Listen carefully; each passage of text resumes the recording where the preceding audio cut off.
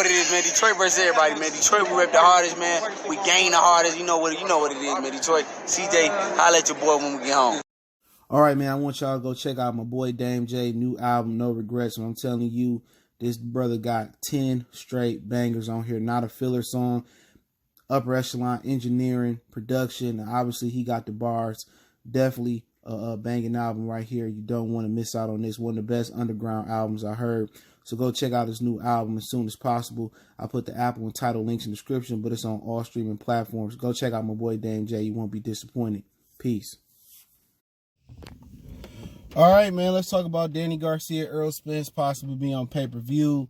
DAZN picking up Mikey Garcia and Manny Pacquiao. It's a word on these streets right now. Got my Errol Spence shirt on for my special Errol Spence video, man. So all the people say, oh, you an Errol Spence hater. I supported Errol Spence one more time than you niggas have, multiple times, to be honest.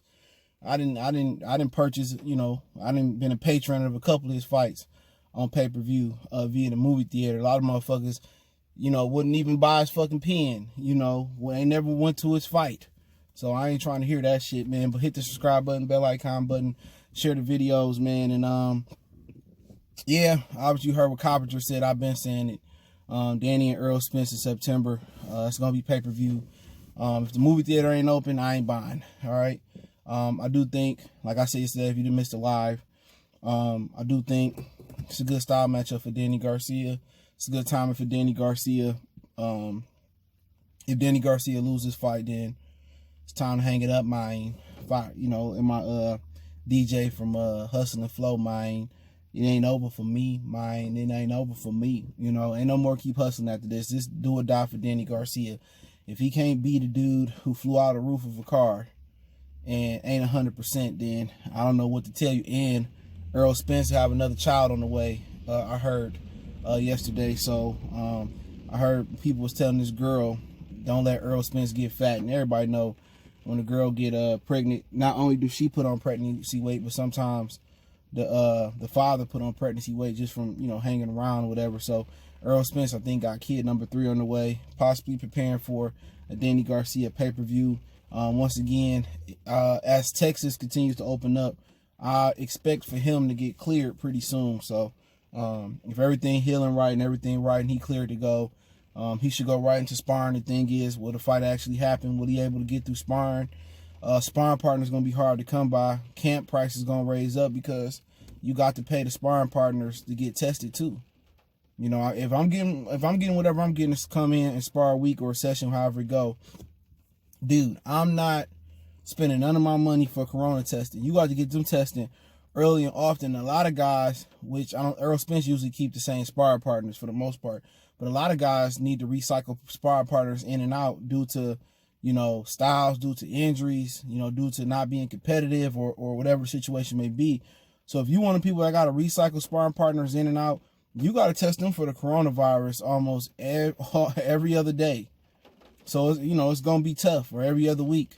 And if one person in your camp get the coronavirus and you get it, then the fight off. So it's a lot of gray area talking about this fight happening, any fight happening, from, you know, when boxing come back June 6th on ESPN all the way down to, you know, this corona pandemic being over with. But, you know, this is a fight that was supposed to happen January 25th. It's nothing to be shocked about it. Is Danny Garcia a glorified tune-up in Errol Spence's eyes?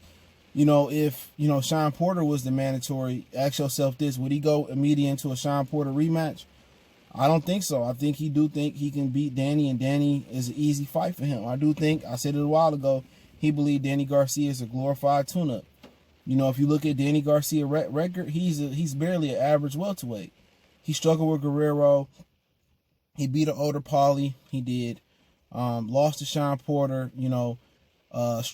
Really lost to Lamont Peterson at the welterweight limit.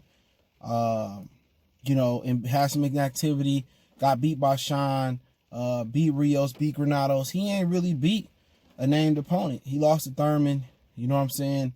Refused to fight Lipinets and Ugas in January. Didn't look that good versus Ivan Redcash in January. Said he had to drop a lot of weight in a short amount of time. So,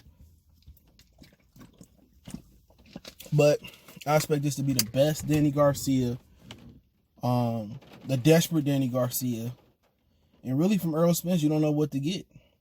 People assuming that he's healthy, but look at all the interviews. His face don't look healthy. His teeth don't look integrated.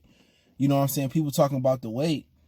He ain't got to come down for 190 this time. He got more than enough time. Danny Garcia been in the gym. He been in the gym. That's a known fact. Danny Garcia been sparring southpaws before the pandemic. Danny Garcia been in camp, so it worked two ways. Danny Garcia, he ain't got to worry about cutting 35 pounds before this fight. Errol ain't got to worry about cutting the weight. But one thing about it is, Errol still is cut. He's still fighting at a weight that ain't good for him. And this fight will show it. You know what I'm saying? You know, this fight will show it. You know, if he ain't 100% healthy and he's still having problems cutting the weight, probably time to move up. But it's not a pay-per-view worthy fight, in my opinion. It's not. What Danny Garcia deserved to be on pay-per-view for? Every step up he had at welterweight, he got smacked down. This should be a regular Fox card, but you see what UFC done at 700,000. Everybody think they can replicate that, especially it wasn't no big names.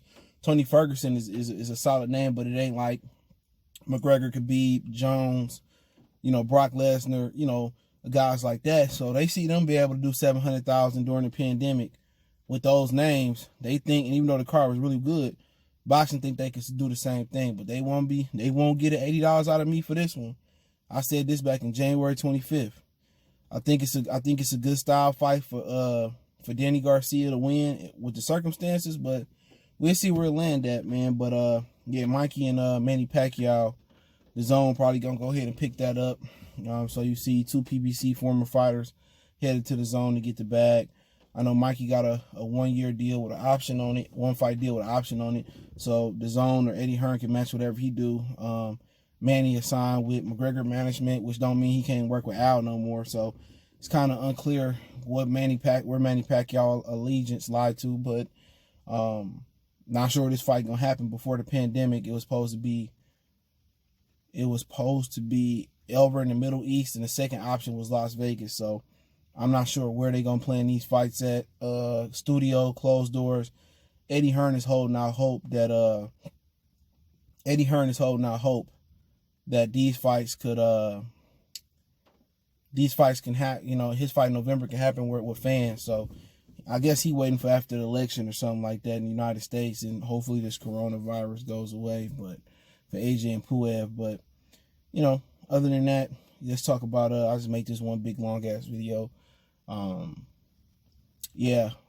Garcia and Jorge Linares expected to be July 4th or July 18th, I think the date was, the 15th or something like that. I think it's the 4th or the 15th or something like that, or the 18th. I can't remember exactly what date they gave me, but they planning for that one. If Ryan Garcia don't want to fight, then Devin Haney will step in, and his Japanese promoter, Honda, and Golden Boy would send an offer to Devin Haney. Linares wants a big fight. He sparred both of them. I don't know what about the Ryan Garcia sparring happened, but I was talking to somebody that was there for the Linares and Devin Haney sparring, and he said Devin Haney got the best of Linares, but Linares was competitive. But not sure what happened with Ryan Garcia, but Linares claimed to have whooped both of them. But I heard that he didn't beat Devin Haney in sparring.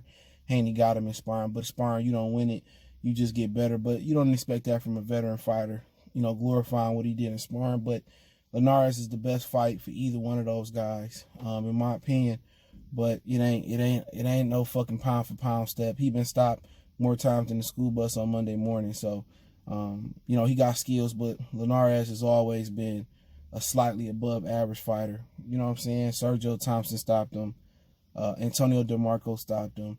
Talking about sparring, Broner beat him into a pump in sparring. Peter Quillen can attest to that. He been knocked out by Kano. He got knocked out by somebody way before all this. So he been stopped 4 or 5 times. You know what I'm saying? But one thing he got on his side is experience over, you know, Ryan and Devin Haney. And could he beat both of them? It's possible. I just think Devin Haney just got too many traits for him. You know, too much defense, too much speed. I think the power is coming. You know what I'm saying? You know, usually dudes like Linares who got good hand speed, You know, they struggle with guys like Haney, long, athletic. But Haney can learn a few things in there from Linares. But I think Devin Haney probably stopped Linares. Ryan got an opportunity to stop him, but that's a step up for both of them. I'm more confident in Haney because Haney is technical. You know, he work hard, and so does Ryan. He's just more technical than Ryan right now. But more than likely, it's going to be Garcia and Linares. And we'll see. Linares looked good last time out, coming back down to 35. But I've never been impressed with him. Never. Give him the face. So we'll see what happened. They're willing to send an offer for Devin if Ryan don't want it. Could Ryan pull out the fight? I mean, I could see it. But he didn't talk too much shit to look back now. So we'll see what happened. Could be Devin. Could be Ryan. Linares. Linares won a big fight. Danny, Errol, September. I would hold my breath on that. You know, I would hold my breath on any fights in the near future. Because everything got to go well. Everybody got to test negative. Sparring partners got to test negative. The other team sparring partner, cut man, coach got to test negative. It's a lot that got to go right, bro, for these fights to get on. So everybody got to continue to test negative. It's a lot of people coming in and out of camp. So the best bet for a lot of these fights to happen, especially the big fights, is they put them in a bubble. If Danny and Sean, Danny and Errol gonna fight, let's just say in New Mexico. I'm just throwing that shit out there. Just for fun. They should have Danny, Errol stay at one hotel. Well, if they want to put them in the same hotel or different hotels, pick a gym to spar at, keep their spar partners in the same hotel room. You know, they do everything together, stay clean together, and then when fight night come, pick a venue in New Mexico, go to the venue. Just using New Mexico for fun. So, everything got to go right. And on top of that, with everything going right, Errol Spence got to be healthy. He ain't took no punishment on the jaw. None. So you don't know how you're going to react in sparring, if it's going to be setbacks. So you got to overcome that. And also, Danny Garcia. What if he get injured or something, pull a hamstring at camp and push the fight back? So, like I said, I would hold my breath. That's a tentative date. And I heard somebody be saying, oh, Coppinger always wrong. It ain't that Coppinger always wrong. Shit always changing at PBC. You know what I'm saying? It's always changing. It's always, so nothing is truly concrete. It's not a fine oiled machine like Top Rank, where they've been doing this shit for a long time and they got a system. A lot of stuff off PBC go off the humbug. And you heard the talks about them not signing the contracts until the weigh-in. Kenny Porter said that. So a lot of things off PBC is off the humbug. It's mom and pop. So it ain't that Coppinger wrong. It's just that shit changed. So let me know what you guys think. Don't forget me on Facebook, Instagram, and Twitter. You can reach out if you got a business question, inquiry, sponsorship, video request. Want to share the videos? Please do. Want to make a donation? Cash App, PayPal there. Best way to donate is share the videos. But let me know what you guys think. Like I said, if you got to hit me up with a question, inquiry, sponsorship, video request, or just want to chop it up, Twitter's the fastest way. Instagram, then Facebook. Appreciate it. Like I said, all those links in the description. Let me know what you guys think one time we gone.